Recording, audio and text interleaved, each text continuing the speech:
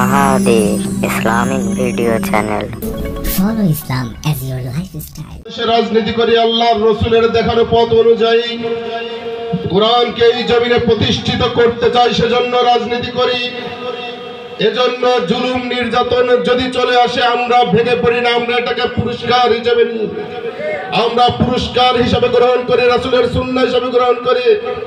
আল্লাহর নবী সাল্লাল্লাহু আলাইহি ওয়াসাল্লাম বলেছেন, নির্যাতন জুলুমের মাত্রা যত বেশি তীব্র হবে তত বেশি পুরস্কারেরটাও এত বড় রকমের পুরস্কার পাওয়া যাবে।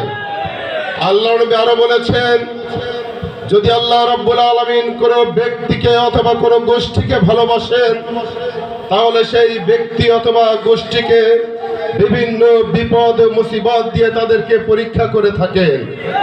যাদের উপরে মুসিবতটা বেশি হবে তাদের পুরস্কার বড় হয়ে থাকবে।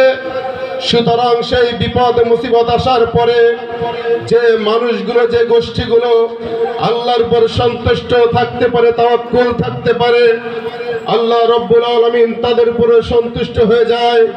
সুতরাং আজকে আমাদের উপরেও যে জুলুম নির্যাতন এসেছে, আমরা কখনো আমাদের হিম্মত হারাইনি, আমরা বিপদে চলে যাইনি, আল্লাহর উপর আমরা হতাশ হইনি, আল্লাহর উপর থেকে আমাদের আস্থা কখনো হারাইনি।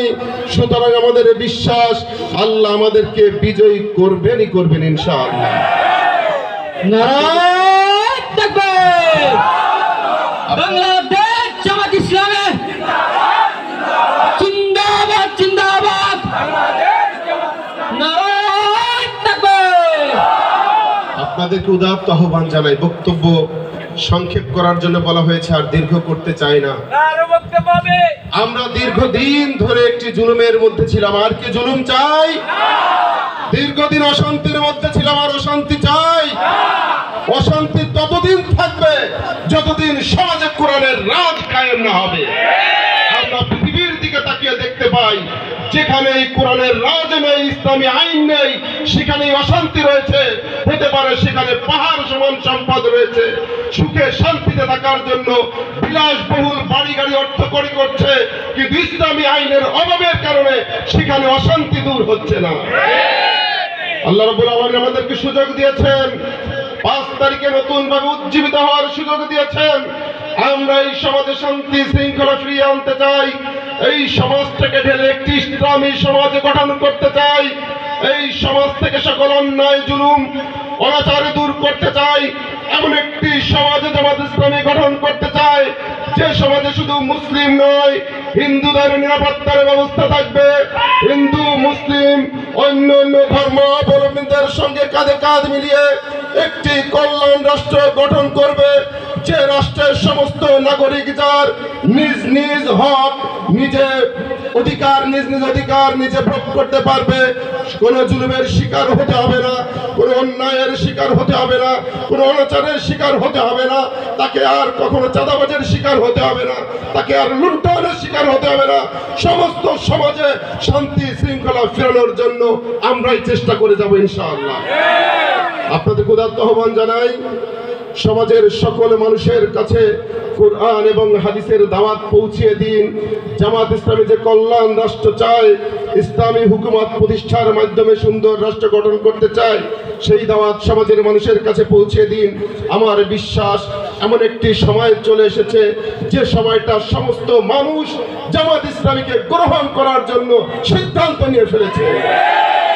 অতএব আমরা আর বসে থাকতে চাই না, সমাজের সকল স্তরে খোদাবীর নেতৃত্ব প্রতিষ্ঠা করে আমাদের দায়িত্ব পালন করতে চাই।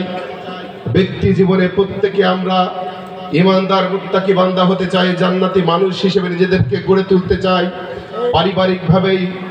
পারিবারিকভাবে সকলকে নিয়ে জান্নাতে যেতে চাই। রাষ্ট্রীয়ভাবে আমরা কোরআনের আইন চালু করতে চাই। সকলকে সেই কোরআনের আইনের দিকে ডেকে, আল্লাহ এবং আল্লাহর রসুলের পথে ডেকে আজকে এই সিরাতুন নবী মাহফিলের সফলতা কামনা করে, আয়োজক কমিটিকে ধন্যবাদ জ্ঞাপন করে, বাংলাদেশ জামাত ইসলামের কাজকে সমাজের সব জায়গায় ছড়িয়ে দেওয়ার প্রত্যয় ব্যক্ত করে আমার সংক্ষিপ্ত বক্তব্য এখানে শেষ করছি। ওমা তৌফিক ইল্লা বিল্লাহ। আসসালামু আলাইকুম ওয়া রাহমাতুল্লাহ।